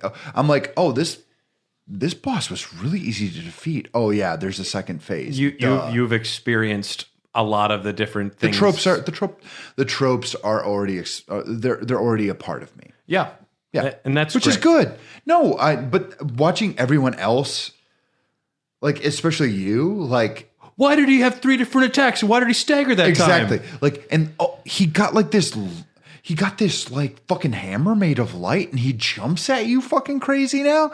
I'm just like, yep. Well, yeah, he got half HP. Of course he's going to pull out a fucking hammer of light. Yeah. He's just like done with you. And the sheer panic that ensues. Stop those half tree now. Stop those foolish ambitions, you tarnished bitch. Exactly. Oh my God, I hate it. Anytime that an enemy launches themselves in the air, and then just hovers there, and they look like they're about to come down on you with the wrath of the power of 1,000 waterfalls. But then eventually you do reach a Zen state where you just watch it and dodge. And And once you reach Zenhood, it is a very good feeling. I have never played a game in my entire life that has given me more of an adrenaline rush or made my heart beat faster than this game. God damn. Because I get to a point with sense of accomplishment. Yes, I feel what it is. I feel like I actually did something today. I didn't do my laundry and I didn't go grocery shopping, but I beat the fuck out of Godric, so I can go to sleep happy tonight. Mm-hmm. Exactly. But on top of that, like the sheer panic I feel every single time I fight a boss and I get down to like where I know I got him in like 3 hits, and then it's just like, fuck it. And I just hit every button. Because all of a sudden you said, oh, I'm going to go into dum-dum mode because it doesn't matter because I have to get one hit and then you get punished immediately. Yeah, and it's like, how the fuck do you turn that part of your brain off? There are some Put bosses those where foolish ambitions to rest, I said. there are some bosses where my dick turtles hard. Like he's just hanging out and he's just like, what are we doing? I'm like you might as well not exist. And then shloop. I'm like, you're bigger than that. And it's just stop it. Well, I mean, no. You've learned this. Because there's still points where I was fighting some big old monstrous thing. Yeah. And beat him, put the controller down. And I should have noticed an achievement didn't pop up. Nope. And then they don't care. A face emerges out of a stomach. I'm like, I mean, the Orphan of Kos. Just think about that for like a millisecond. That was probably the most difficult boss for me in Bloodborne. That is okay. Now Sekiro. I'm still I haven't stuck played. On the final, yeah, I'm still stuck. I've never beat Sekiro. I That's never Dylan. will. There is no hope for me. I will never. I could try. I had all the pandemic to do it, and I just could not do it. And here I am before you now. And I'm not gonna lie, I didn't do it. I fucking sucked. The jump. Also, it's the hardest boss fight I've ever done in my entire fucking life. The jump also has some iframes. Just so people know, jumping does have a number of iframes as well. Square is use item. You queue this up in your menu. You can have 10 different things in there, 10 different items. Mm-hmm. Definitely, though, the Flask of Crimson Tears and Cerulean Tears are what you want to know the most. Yep. That's 1 and 2, baby. Crimson HP, Cerulean FP, and those can be increased fuck points. Different ways. Fuck points. That's what they call them. Triangle is event action. This will be opening chests, examining things, talking to characters. Also, accessing messages in front of ladders when I'm trying to fucking run away from things. Or, God forbid, on the actual sites of grace. Yeah. It's like, come on. I just need to touch it. I turned off all of them. I had to. Yeah. And we can talk about messages a little bit later, but R3 will lock on and change targets. L3, these are the thumbstick clicks, crouch and stand up. The center pad I put down for the PlayStation 5. What is that for the Xbox to turn the map on? Is it the start button or the back button? What do you mean? Because it's like the center button on the PlayStation 5 to bring the map up. Oh no, it's the with the new controllers, it is the leftmost button to bring them. Kind of like select, essentially. Okay. And the D-pad, down is how you switch your items. Right will switch your right-hand armaments. You can have 3 different armaments on there. Left is switch your left-hand armaments. Mm-hmm. You don't want to have 3 and 3 on each. Generally, it also increases your encumbrance, which is the problem. Good. Early on, I do like to carry a torch because you will need a torch in caves until you can get something else. The lantern is easy to find, though, if you know... Second or third merchant. You can find it. Yeah, but until you find that, get a torch. But I also didn't need it. I can kind of suss my way through. Crank up the brightness? No, I don't. I can kind of suss my way through a lot of these situations. I'm like, you want to know what the key to... Do you want to know the real cheat about this game? Click in the right stick every time you enter a new place. Because it'll lock on to whatever hidden fuckers up there. It won't fucking matter. You're done. You've already got it. And that's the cheat. That's literally my Dylan's cheat of the week. It's Dylan's cheat of the week.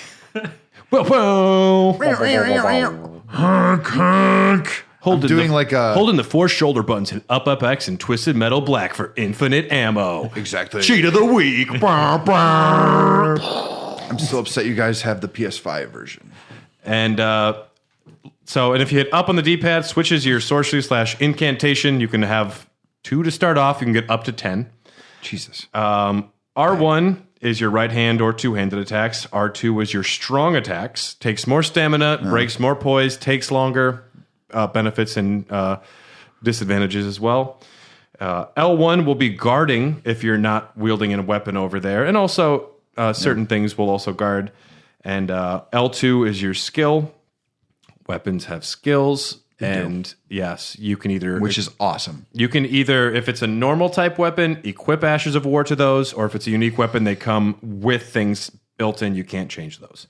Another very important to note, which I didn't know for the first 10 hours, maybe triangle plus R1. They told me this in the tutorial at the beginning. Lets you dual wield weapons. Oh, you didn't know that? Wait, it's triangle and R1, not triangle. You hold R1, triangle L1? and then you hold triangle and then R1. And then your guy goes like this, and he grabs the Oh sword my with. God, I've been trying to dual wield, and I thought it was triangle R1 No, and L1. I'm like, it's not- this is it's not dual fucking wielding. cumbersome. It's not dual I mean wielding. two-handed. Yeah, It's double My handing. bad. And I'll Yeah. tell you, my twin blade, it goes from like you're swinging like a long sword to all of a sudden your Darth Maul spinning attacks Darth on. Darth Small. Tiny guy, really angry. Do you like my tattoos? Last we will have revenge. Do you like my tattoos and my horns? My dad let me get tattoos when I was really little. I'm an edgelord. Let's talk about more silly stuff. Also, we didn't talk about the pouch. The pouch is important to know. Yeah.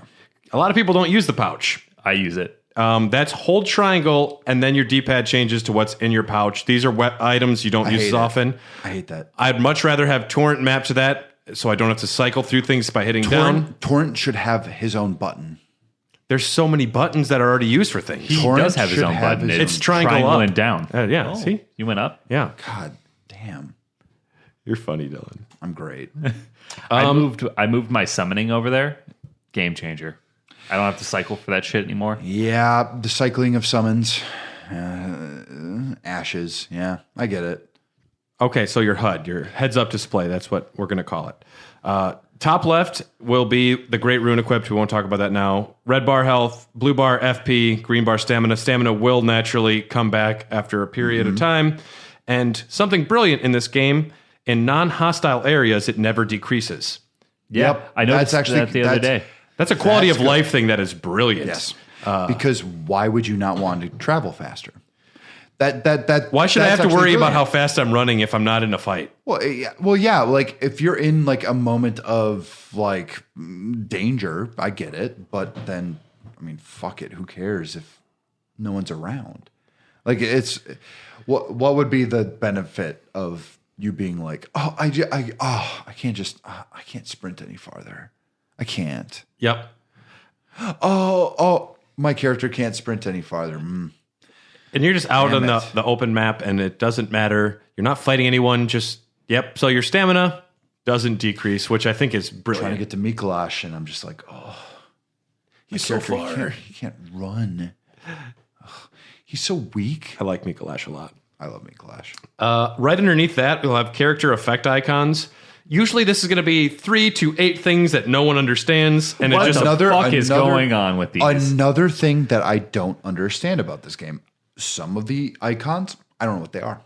well, there's some have like I think arrows going up or down at times. that's Up means good, down means bad. Inherently, I understood that, but what the fuck does the icon mean? okay. Buffs with a square are permanent, Talking. and they come from equipment or great runes. So if Okay. it's a square, that stays there. If it's a diamond behind it, those are temporary with a duration. So those are my buffs that I'm using from incantations. Those are going to be either Yeah. from I got armor, it. incantations, items. Red icons increase HP, blue increase FP, green stamina. Also a fuck ton more. I'm not going to... There was a lot. And There's a lot. and I can't go through all of them. One good one to note is the little America icon. I always which- look for her That's a good one to know. to know if I'm, a little more cavalier with dying than I should be. You feel safe about it Yeah, because you're like- going to respawn there. I'm like, I'm just outside the mist. It's fine. If you got through past all the fucking chariots, there better be a stake of America at that boss fight. There are also below the middle left of the screen, kind of that area, occasionally icons pop up there, and they're not as there's only a few that you see. If it's a blue door, summoning spirit ashes are available. If it's a gold circle, that means it's a graceful area. No attacking is allowed there. That's what that means. I've seen that a couple times. I didn't know what it was. Yeah, round table hold, and Yeah. also it's just making sure you don't wind up killing things. There's a compass in the center of the screen. It'll also say the skill attached to the weapon that you have there. It'll say what skill you have available. And bottom right will have your rune count. Let's talk a little bit about status effects. Poison will, there's what do we got here? We have 7 different status effects, and they all affect you slightly differently. Poison, you will take damage slowly over a long period of time. Scarlet Rot does damage over time based on health. Now, this deals damage at a faster rate than poison, but it's a shorter duration. So the Scarlet Rot will fuck you up quick and be gone, whereas poison will stick around for a long time. It's like a hangover. Poison's a hangover. Scarlet Rot is stubbing your toe or something. I don't know. Alcohol poisoning? Alcohol poisoning. Hemorrhage, also known as bleed. You take damage equal to a percentage of your max HP. Yep. So if you are suffering from blood loss, it's always going to take a certain chunk. Frostbite will deal damage and lower damage absorption, and stamina, you deal more damage receive more damage if you're frostbitten. Yep. Which I know used to be in the other Souls games and it hasn't been around for a while, right? There's no frostbite in the other games. No? No. But I did find this one like really refreshing because I found an axe with the frostbite damage in like the area outside of Raya Lucaria. Yeah. And that fucking weapon is good. Yeah. By the way. I think I might have that. You have it. I think I do. Upgrade it. It is so fucking good. There are certain bosses you can take down like this. I do like me a nice axe. Mm-hmm. And I was basically a spell. You're an Axeman. I'm an Axeman. Yeah. I'm an Axeman.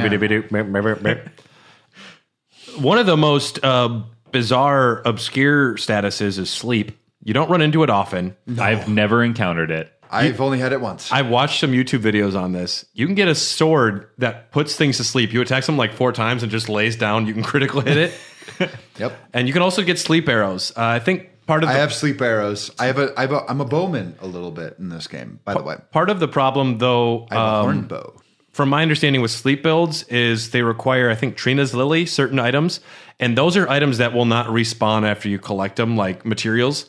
So they're limited. Yeah, there's a finite number of like sleep arrows you can build. But everyone that I've seen using a sleep build, it's just silly and wonderful and fun. It's great.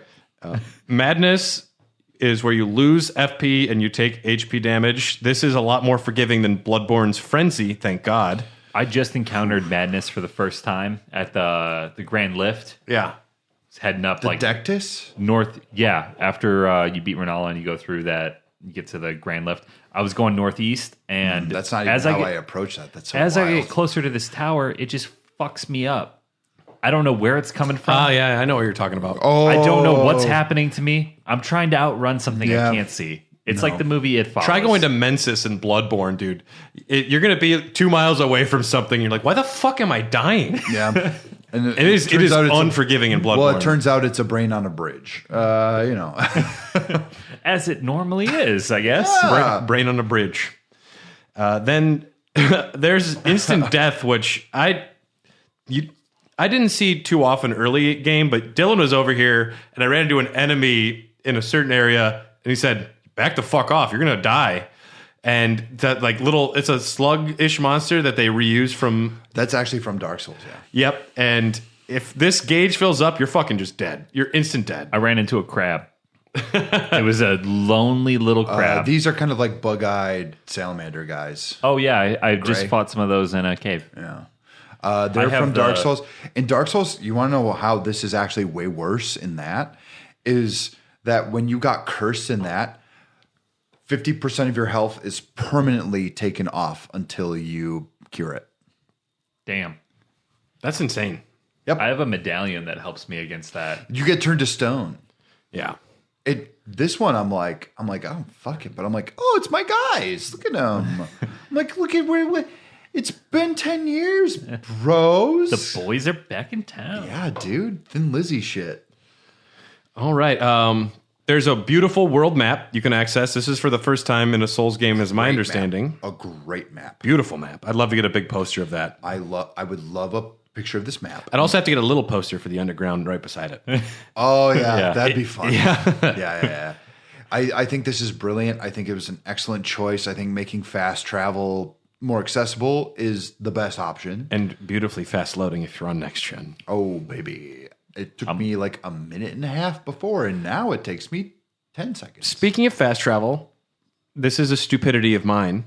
I didn't look into all the controls the map has, which is one of the reasons I want to go over some of these things because Oh yeah, I didn't know to fast travel underground that you could just what is it? The right analog stick, you click it in, you switch to underground. Yep. I was fast traveling to one of the elevators and going down and fast traveling from there. Man.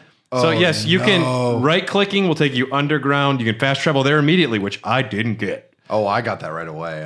When you're looking at the map, how do you keep track of the dungeons you've cleared? Good luck. I have a way. Well, there, yeah.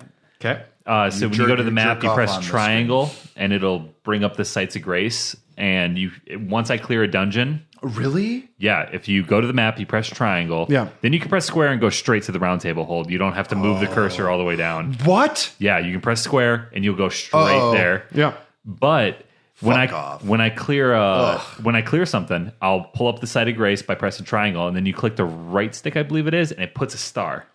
I didn't Not on the map, but it'll put it on the list. I didn't know that. I didn't Because know I that. had a fucking notebook where I was writing down every dungeon I cleared and saying like done or like big bad guy. How did I not fucking know ruined this?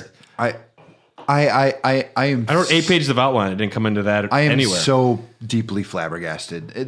This is not like It's the biggest quality of life I've seen in the That's game. why this game is a masterpiece. Like, let's be clear. Like, that's why this entire game is so good. Like, how can you even compare to something when everyone is, you make an item, you make a piece of art, and then everyone else gets their own experience with it? Are you fucking kidding me? That's crazy.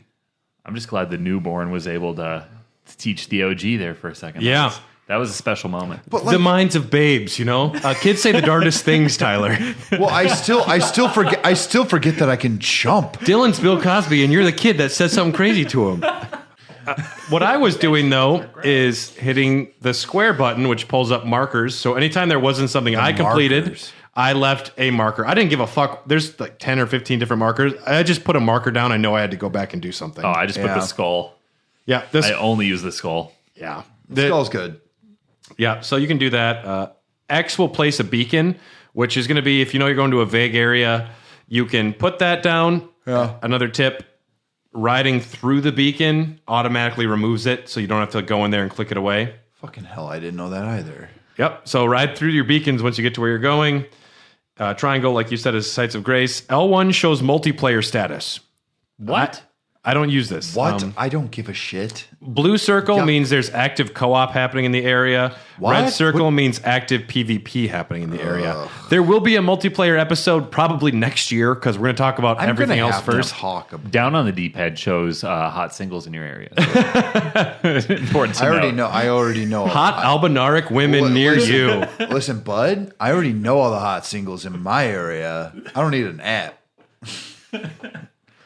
I know her. I know her. I know her. And you hear? L3, if you click in the left thumbstick, that will center on your location and bring you right back. Yeah. That's not as big of a one, but some areas will not allow fast travel until you exit a location, generally if you're in caves. Goodness, we're not going to get through a lot of what we wanted to talk about today. We can go a little long, but damage types. You'll see when you pull up a weapon, there are 8.5 different types of damage. Physical damage. Slash. Physical damage, you have standard, which is everything outside of these other 3 categories. Strike damage, often associated with blunt weapons. These will be more effective against heavily armored enemies as well as creatures with a sturdy composition. Correct. Think Orin, FF10. Sure. That's what I thought of when I heard, like, All right. yeah, big armor. Slash damage, often associated with sharp weapons. More effective against unarmored or lightly armored enemies and fleshy creatures. Fleshy creatures. Which is hot singles in our area. Okay. Pierce damage, often associated with thrusting weapons, more effective against scaly creatures as well as medium armored enemies. That's true. Also, I didn't think about this and was fine, but that's, just so you know, that's what it means when it says certain weapons are standard slash, or, you know. Yeah, slash. I knew that one, though. That's been the same thing since Dark Souls. Some other damage types. Elemental damage. Elemental. Magic damage is any damage that's done with magic outside of the other 3 categories. Fire damage, more effective against unarmored, fleshy creatures and the undead. Lightning will be against heavily armored enemies, dragons, and other draconic and serpentine creatures. That is an absolute Dark Souls pull. And that's what I need to beat the boss that I am currently fighting. So that is... Take some lightning over there. That is what I'm doing today. Ooh, man. Fucking lightning attacks in Brad, just go Faith in Dark Souls. You'll be fine. It fucking destroys. Yeah. It's so phenomenal. Like, Tom will tell you. And holy damage is going to be more effective against undead creatures. And generally, enemies that utilize a certain damage type will have high resistance or even immunity to that said damage. If you're fighting a fire dragon, don't use fire on them, you ding dong. Seems right. And then the 0.5 damage type is critical damage. This is done through backstabbing, attacking a downed enemy, such as those affected with sleep status, breaking a stance, or attacking an enemy after deflecting their attack with the parry skill. That's how I killed Renala very quickly. I don't know. I'm convinced that the parry is impossible because I've tried it 1,000 times. Try playing Bloodborne. The parry is man. awful. And the parry in this game is not good. I have tried to parry at least 1,000 times, and I have succeeded exactly 0 times. I've succeeded maybe 5. So it's impossible. You're in fine company. It doesn't matter. Okay, good. Let's talk about armaments. Let's talk about weapons. There's a lot. There's 309 known weapons in the game. Oh, wow. Attribute scaling is different for everyone. You pull up a weapon that says strength D, dexterity B, or there's different scaling. What does this mean? The more strength you have, if it is an A, will increase attack versus if it's a D. And right. Yep. And they can scale with all the different stats. These are good things to know. And also, they will require a different set number of those said stats to even wield it effectively. Yep. If you don't have those, your attack power will be less, and you can't utilize skills on the weapons. And it is funny. I tried some today where I have these legendary armaments. And I put it on, and I don't have. It's a big red X. Like you can't use this properly, but you can equip it. And I try and use a skill. My dude just like, no, my dude just like, my dude has a sword and he like shakes it like a broken wand or something, and he doesn't know what he's doing. And oh no! Important to know in the menu, if you right click, you can compare stats with weapons and arms or an armor. Did not know that. That'll help you once you're trying to determine. Yeah, I didn't know that at all. It helps a lot with armor. I've been taking pictures on my phone and then pulling it up and side by side. The only color I want to see is blue, baby. Yeah. Did you know that right click or left click, the L3 button lets you sort armor and weapons? Yes, sir. You can sort by order discovered, so you can just see the newest things at the bottom or the top. Yeah, instead of I got something, where to go. Oh my god! I knew that there was going to be a lot of things that y'all didn't know because I didn't know these things either. I knew that one. I have to hit up or down 1,000 times to get to whatever category of weapon I want to use. I know shield is at the bottom, so that's good. Yeah, so you got to figure it out. Shield is the bottom, so that's where honestly you just got to kind of scroll, baby. Scroll away, bitch. And a lot of story is told through items in this game. Mm-hmm. Square is switch display. One of those options will show you an item description. X. Square. X. It's square. X. Or X for you. Yeah. You son of a bitch. I said we're using PlayStation controls for this. But yes, you'll get item descriptions. That will be the only way you learn about a lot of the lore, the deep lore in this game. If you want to know more about certain bosses, you will only discover this through item descriptions. It's the only way. And it's inventory, armor, key items, everything. Like all of that. Take a look at your inventory after you're done for the day. Just look 10 minutes and just read a little bit. Or right after you beat a boss or a unique enemy, just see whatever they dropped because it will inform you who they are, why they are, or it won't. But either way, it'll be interesting. Yeah, I spent like 20 minutes the other night just going through my inventory and reading the descriptions. And disclaimer, still have no idea what the fuck's going on. You need to kind of know the big broad terms, which I did it today after doing 3 hours, baby. Yeah, after doing 3 hours of research, all of a sudden, like things were clicking for me, which was nice. I'm suddenly starting to understand what the demigods are, and that hurts. And then which characters we fought were actually Elden Lords. I kind of know that now. No, there's only been 3 confirmed Elden Lords. Radon, He's not an Elden Lord. Yes, he was. No, not an Elden Lord. That's just the motherfucker that holds the stars up, dog. No, having a great rune doesn't mean you're an Elden Lord. An Elden Lord is a consort to America, to whoever who is the vessel. Well, I have not even encountered an Elden Lord yet. What? There's no way. Yeah, you I mean, have. no, there's no way. Huh. Unless that fucking giant lizard dragon thing I killed. No. Yeah, then there's no way. No. He transformed himself. You haven't seen any Elden Lords, but you have definitely fought some descendants of Elden Lords. Oh yeah, Godric. Godric is like, my great grandpa was a king, so I'm coming to the party. I'm gonna wear the limbs of my brothers and sisters. Yeah, Godric is definitely just like, who invited Godric? Everyone hates him, and he's kind of the major douche of the family. But he's still the last known descendant of the golden lineage, so he gets a spot there. Yeah, but every time he walks in for Thanksgiving, they're like, fuck, he made it. He's Gale the Snail. Yeah. He's Godric the Snail. He's a petulant little fuck. He's not Godric the Golden. He's Godric the Snail. Even defeating him was so easy. I was like, you stupid bitch. Even Margit was harder. The crone that reads your fingers is even talking shit. She's like, he's barely one of them fuckers. And then they're like, he's kind of a cuck.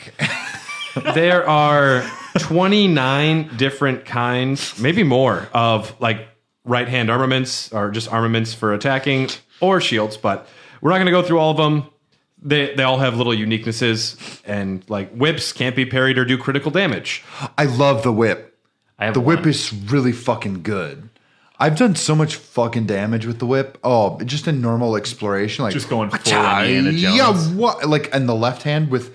Okay, so what I do is I put the whip in the right hand, and then I have my staff in the left, and I'm just like wham, wham, wham, and they can't even react. You have an Indiana Jones build, essentially. Yeah. Yep. I've made an Indiana Jones build with high intelligence, and really. Just so anyone who is pursuing sorcery or incantations, in order to do sorcery, you need to wield the glintstone staff. And in order to do an incantation, you need to have a sacred seal. Whatever you have equipped as your spell or your incantation will be used as long as you have those weapons. Yes. Torches can also be used for attack and have unique skills, but they're generally used to guide you around. There are such a thing as paired weapons. So instead of two-handing a weapon when you do triangle R1, you get a duplicate in the other hand. Yep. So if you're using a claw or a fist, you'll all of a sudden have Wolverine claws. Like my guitars. With all of them or just certain ones? Certain ones. Well, it's the specific claws, fists, and some swords? Some sword. And two different swords will allow you to do that. I need to go home and check my claws. Yeah. So there's katars, and then there's like the scrapers, like the silly ones, like the Wolverine ones. Yeah, that's how you wield them. Oh, I got one of those. I got the Wolverine looking. Yeah, you do. Yeah. Dual wielding weapons. If you're using, say, two katanas, you will have a different attack when you hit L1, where you utilize both katanas, doubling your blood loss or blood buildup, bleeding buildup. And this works for a lot of different weapons as well. To strengthen your weapons, you will need smithing stones or somber smithing stones. Upgrading your weapons is one of the most effective ways to scale your character to win the Elden Ring. So do it when you can. Affinities, these are altered. They can alter scaling. You need to equip an Ash of War to a regular type weapon. Who's your favorite summon, by the way? I have to ask this question. Well, early game, I'll say it was the wolf, the lone wolf, which is actually 3 wolves, which is fun. Yeah. Mine is Banished Knight Ingval. Yeah, one of the 2 Banished Knights. They actually were a pair, but they went their separate ways. They had a fight. But that's why I love him. It's like Lloyd and Harry. Like, no, I'm leaving, Ingval. Since I'm a sorcerer, like having him just fuck shit up, I'm just like, oh, yeah, just do your shit. I will probably change mine now that I respect, but I've been rocking the +5 demi-human squad of 5 or 6 dudes. Yeah, that's pretty good. Squad up. I was doing magic for a while. It ain't bad. Yeah, they draw a lot of aggro, and I can just hang back and spam the glintstone. But with your affinities, let's say you put an Ash of War onto a regular weapon. These are different than Spirit Ashes. Ashes of War will give you I a know. skill, but you can also affect scaling. So you can alter it to where your weapon will scale better with strength or dexterity or intelligence. If you're using a non-unique weapon, this is good to know. I told Tom about this the other day, and he didn't realize he could go do that. So if you're not using a unique weapon, go change your affinity. Unique I've got Moonveil. I've got it. I'm all set, bro. You need a whetstone knife for skills in Ashes of Wars, and also there's such a thing as buffs if you're using a regular weapon. You're going to find a bunch of little top hats that are actually grease, and I didn't use a lot of these because I have an issue with any game where I'm like, oh, I don't want to use my items. I'm saving them for retirement. Yep. Yeah. Item hoarding. Use them. Use those things, especially with bosses. That's true. They're there to be used, and you also can use different magics to enhance your weapons. Do either of you guys use a bow and arrow ever? Yep. Yeah. Tell me about it. It's fun. I use it for draw. Like crowd control and... Okay, tell me more about that. The game is kind of... One of the ways that I found I could cheese stuff early on is by hitting with the bow. And even if that enemy is standing directly next to another enemy and I shoot him in the head with a bow, he's going to turn around and come at me, and his buddy's just going to keep chilling. So it's a way to 1v1 everything in an area. And that's the way I survived for a long time. There is a place within the underground where there's essentially this giant fucking like snake winged angel thing. Is it the river or the lake? The river, I believe. Is it? Oh, it's that one. And she sends she can hurl rocks at you. Yeah, like, fuck that bitch. Okay, that's how I defeated them. I was good enough at I got a horn bow. Is that the red one that you got in the lake area? I believe so, because I think because it also scales with magic. Yeah, I got that one too. The horn bow is really good. Yeah, hell yeah. And I fucking killed that motherfucker. But I was just like, and I just literally ticked away at their health. Well, there's no other way to face it. But there's no other way to face it. Yeah. How else would you approach it? I don't know how you might have approached it, Brad. But there's no other way to approach this beast other than to fucking kill it from far away, because there's no way to kind of walk up onto it. I had a really effective method. I simply ran away as fast as I could. Oh, yeah. damn. That is always a solution. That's what I did as a person. Truthfully, I just wanted to get rid of it. I want to get it out of the way. And so I've not looked up anything about this, like quest lines or whatever. Yeah, I know who you're talking about now. And I didn't want to look up anything about this. I was almost tempted. The rare enemy that will permanently die, even though it's not a boss. But bows cannot be greased, and they offer no guarding. Nope. There are light bows, great bows, crossbows, and ballistas. Crossbows must be loaded and require bolts. Ballistas require great bolts and do not require loading. And there's one that is a straight up rocket launcher. Oh, well, it's basically Radons, right? No, there's a different one that's going to be essentially a rocket launcher. Fuck. Shields have 3 different sizes. Shields can parry, where you'll smack an attack away. If you can parry. And also, if you are going to be using a shield, it pays to go to the Knight Bernal and get no skill as an Ash of War, attach it, so you can use whatever Ash is on your right-handed weapon with... while also wielding a shield, which a lot of shields would prevent. I didn't know that. That's wonderful. It's called No Skill. Go to Knight Bernal at the War Master's Shack. Okay. Yes. Beautiful. We mentioned sorcery. 7 NPCs will sell you sorceries. 2 can receive prayer books. Incantations, 4 NPCs will sell them. 2 can receive prayer books. You can hotkey 3 weapons. We mentioned that before. Mm-hmm. And we're already going a little long here, but... We're going to finish talking mechanics. Shit, we have enough to probably do another episode. Should we call it? We got to call it. Okay. So when we come back next time, so Elden Dogs is generally going to come out every 2 weeks, unless there was a predetermined Raw Dogs, such as Castlevania Month, which happens, and I'm excited about that. And Indie Games Month, we are going to be taking a small break, but otherwise, Elden Dogs will be happening every 2 weeks. We are going to come back and discuss armor, talismans, gestures, inventory, item crafting, the Sites of Grace. A lot of tips and generalities. Yeah, there's a lot still. The lore, man. The lore is going to be so interesting. The lore is going to be my favorite part of all this. And, we're going to discuss a lot of the lore as it comes up. So, like, once we get to Godric, we're like, who the fuck invited Godric, and why was he invited? And we'll know. And when we get to Renala, we're going to talk about getting over ex-boyfriends, because that's important. You can't just, he gave you an egg. Get over it. Yeah, that's true. Yeah. Bitch. He hasn't texted in like 10 years. Dang, girl. Granted, we don't know. Yeah. She's pretty cute, though. Could I She didn't recommend deserve it. to the a movie big hat. He's Just Not That Into You? Yeah. Yeah. Renala's just Netflix and chilling by herself. That sounded weird, but Sounds like never mind. It's masturbating. You're right. Okay. this has been Elden Dogs. We will be back in 2 weeks to finish the discussion on generalities and opening game lore. After that, we're going to be going location or like kind of region by region, like Limgrave. We'll talk about some of our favorite unique enemies. We're going to talk about different dungeons that have unique aspects, the lore, NPCs, kind of what's happening. And this is going to be a long-running series. I'd say conservatively, maybe 20 plus episodes. What the fuck? I mean, honestly. Sure, think about it. fine. We Yeah, have- all right. We have plenty to go off. That's good. There's a lot. I don't hate it. Yeah. This is the Venn diagram of something we can talk about forever. But yeah, and we're not going to rush it. We're going to take our time and enjoy it.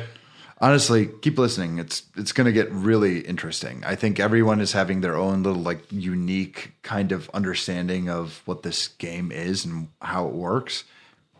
I think you got the best of all worlds.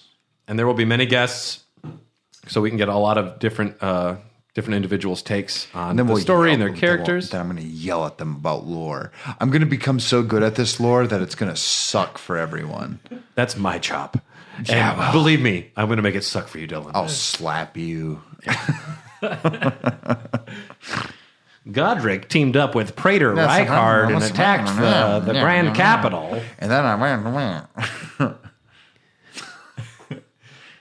Pass. I love you, I don't want to spoil anything. I was going to make a No, joke, you but I don't can't. want to spoil anything. No, you can't. I will just say, when I was making outlines, Google desperately wanted to change Erd Tree to Nerd Tree, and that made me happy. Do you mean Nerd Tree? I'm like, fuck you, Google. I'm not. Dude, Google roasted you. Just roasting me constantly. But yes, if you have any questions or thoughts or anything you'd like, suggestions for what you want us to talk about, please reach out to hairofthedogcast@gmail.com. We're on Twitter and a Hot Dogcast. We are on Twitter and Instagram at Hot Dogcast. If you want access to these episodes early and bonus episodes, check us out on patreon.com/hairofthedogcast. And executive producers Ryan Christianick, Tyler Keller, Kip, Brian Ward, and Katie Bone. Thank you for your support. We exist because of people like you. And HyperX Podcast Network. Check all those shows out as well. Our next episode topic, depending on if Josh can be there, will be the history of PBR next week for the Dogcast, which will be a fun one. I'll tell you one thing, Kip. You're coming to the Midwest Gaming Classic. Yes, and Midwest Gaming Classic is coming to Milwaukee. It's a month away, and we You are. and me, buddy, we're swinging bachelors. We're gonna fucking like snap our way into life. And I'm already preparing a hangover kit for after seeing the Mortal Kombat people. Yeah, you can. I'll be fine. All right. This has been episode 1 of Elden Dogs. We'll be back in 2 weeks. Thank you for all of our new listeners and all of our devoted favorite fans. Adios.